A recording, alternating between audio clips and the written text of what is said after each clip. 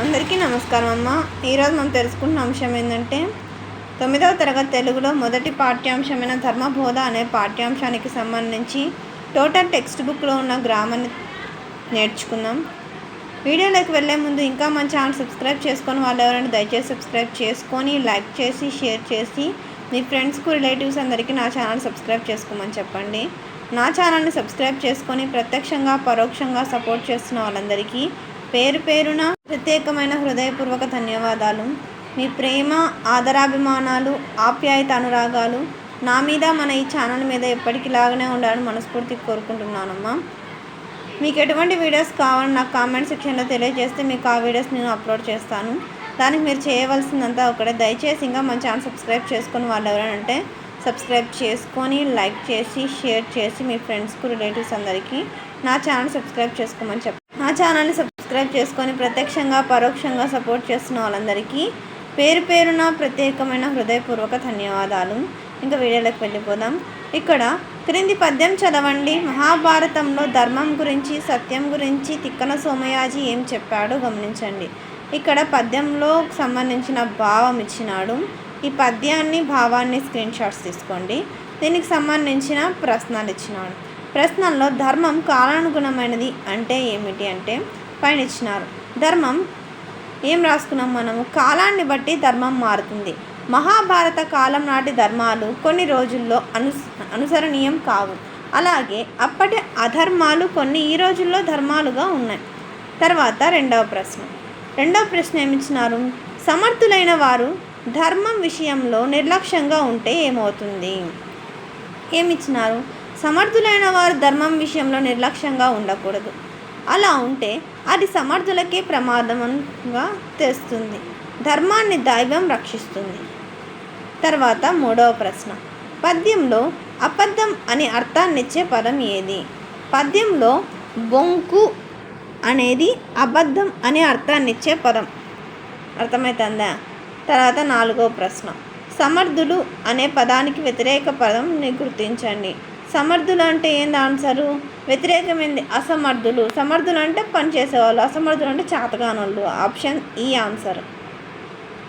తర్వాత పై పద్యానికి శీర్షిక నిర్ణయించండి. శీర్షిక అంటే ఒక పేరు పెట్టాల. ధర్మరక్షణ అనేది నేను పెట్టిన పేరు. తర్వాత క్రింది అపరిచిత గద్యం చదివి ఇచ్చిన ప్రశ్నలకు సమాధానాలను రాయండి. పారాగ్రాఫ్ స్క్రీన్ షాట్ తీసుకోండి. దీనికి సంబంధించి ప్రశ్నలు ఇచ్చినారు. పాదయాత్రలో చెల్లా గణపతి శాస్త్రి ఎవరిని అనుసరించినారంటే వినోబా భావేని అనుసరించినారు. పైన సమాధానం రాస్తున్నాను. ఈ షార్ట్లో వచ్చేసి ఇక్కడ పూర్తి ఆన్సర్ రాస్తున్నాను, ఇక్కడ షార్ట్ కట్లో రాస్తున్నానమ్మా. శతాధిక గ్రంథకర్త అంటే అర్థం ఏమిటంటే 100. శతాధిక అంటే శత అంటే ఎంత అర్థము?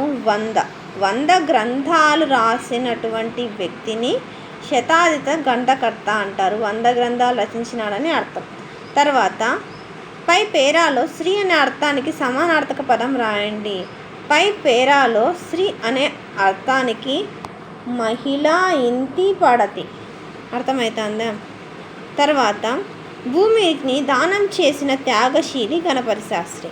ఈ వాక్యంలో త్యాగశీలి సమాసము గుర్తించండి. ఏ సమాసం అంటే ఇది అవ్యయీభవ సమాసమా లేకుంటే బహువ్రీడి కూడా ఒక్కోసారి బహువ్రీడి సమాసం. తర్వాత పై పేర ఆధారంగా ఒక ప్రశ్న తయారు చేయండి. ఒకటి గుర్తుంచుకోండి, ఈ 3 ప్రశ్నలు కూడా పేరాకు సంబంధించినవి కాబట్టి ఏదో ఒకటి రాసి సరిపోతుంది.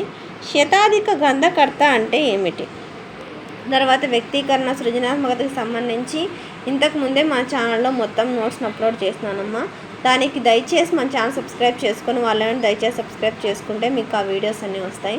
మన ఛానల్ సబ్స్క్రైబ్ చేసుకొని లైక్ చేసి షేర్ చేసి మీ ఫ్రెండ్స్కు రిలేటివ్స్ అందరికీ సబ్స్క్రైబ్ చేసుకోమని చెప్పండి. తర్వాత వ్యక్తీకరణ, సృజనాత్మకత అయిపోయిన తర్వాత క్రింద ఏమి ఇచ్చినారు? భాషాంశాలు, పదజాలం ఇచ్చినారు. భాషాంశాలు పదజాలంలో గురువు అంటే ఆచార్యుడు. సొంత వాక్యము ఇట్లా రాయాల ఉదాహరణతో. తర్వాత రెండవది ఏమి ఇచ్చినారు? విపత్తు అంటే ఏమర్థం? పైన రాసుకున్నాం మనం.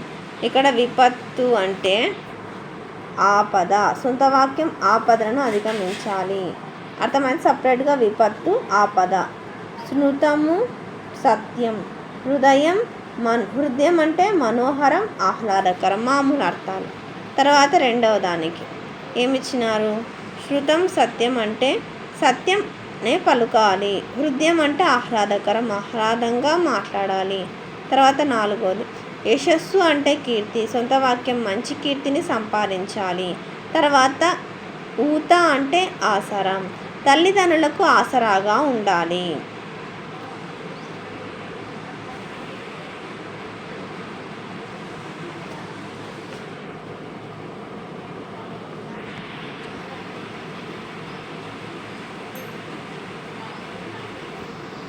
ఇవన్నీ మనం చెప్పేసుకున్నాం కాబట్టి మనం ఇప్పుడు దీంట్లోకి వెళ్ళిపోదాం, పర్యాయ పదాల్లోకి వెళ్ళిపోదాం. పర్యాయ పదాల్లో చూడండి, క్రింది వాక్యాలను చదవండి, అదే అర్థం వచ్చే పదాన్ని గుర్తించి రాయండి. భూమి, వసుధ, పుడమి. నేను ఇక్కడ క్లియర్గా పైన రాసేస్తున్నాను, ఇక్కడ అండర్లైన్ కూడా చేస్తున్నాను. తర్వాత ఆసరా అంటే ఆధారం, భార్య, సతిని, ధరాపుత్ర. తర్వాత తనయుడు, పుత్రుడు, సుతుడు, కొడుకు. తర్వాత ఏనుగు, కరి, మాతంగము, గజము, హస్తం కూడా వస్తుంది, ఇవం కూడా. తర్వాత క్రింది వేర్వేరు అర్థాన్నిచ్చే పదాలను గుర్తించి జతపరచండి. ఇవేంటివంటే నానార్థాలు. అర్థమవుతుందమ్మా? ఇప్పుడు క్రమము, నీటి చాలు, వితరణం, కత్తి అంచు అంటే ఏం ఆన్సరు? వంశం అని ఆన్సర్. తర్వాత పుణ్యం, స్వభావం, న్యాయం, ఆచారం, నీతి. ఏంది? ఆశ. మానవుడు, అర్జునుడు. మానవుడు, అర్జునుడు అంటే ఏంది ఆన్సరు? ఇక్కడ ధర్మం. ఇట్లా ఉంటున్నాను. తర్వాత చూడండి, దిక్కు, కోరిక, నమ్మకం. దిక్కు, కోరిక, నమ్మకం అంటే ఏంది ఆన్సర్ వస్తుంది? ఆశ అని వస్తుంది. తర్వాత కులం, వెదురు, పిల్లన గ్రోవి అంటే ఏంది? వంశం. పుస్తకం, పొత్తం, నీరం, నీరు, యజ్ఞం, జన్నము, విద్య, విద్యే, విద్యే, గృహము, గీము, దీపము, దివ్యే, సత్యం, సత్యం, ధర్మము, దమ్మము, రాజు, రేడు. తర్వాత కావ్యం, కబ్బం. దీనికి సంబంధించి ప్రత్యేకంగా నీట్గా ఇక్కడ రాస్తున్నాను. అర్థమవుతుందా? తర్వాత 1వ క్రింది పదాలకు ఉత్పత్తార్థాలను రాయండి. పుత్రుడు అంటే కుమారుడు, పున్నామనర్కం నుంచి తప్పించువాడు. ధర్మం అంటే పుణ్యం. విశ్వం లోకమును ధర్మంగా ధరించినది. పతివ్రత అంటే సాత్వి, పతియే వ్రతంగా కలది. జ్యోత్స్న అంటే వెన్నెల, పున్నమి నాడు వెన్నెల పిండార పోసినట్లుగా ఉంటుంది. 2వ క్రింది పదాలకు వ్యతిరేక క్రియారూపాలను రాయండి.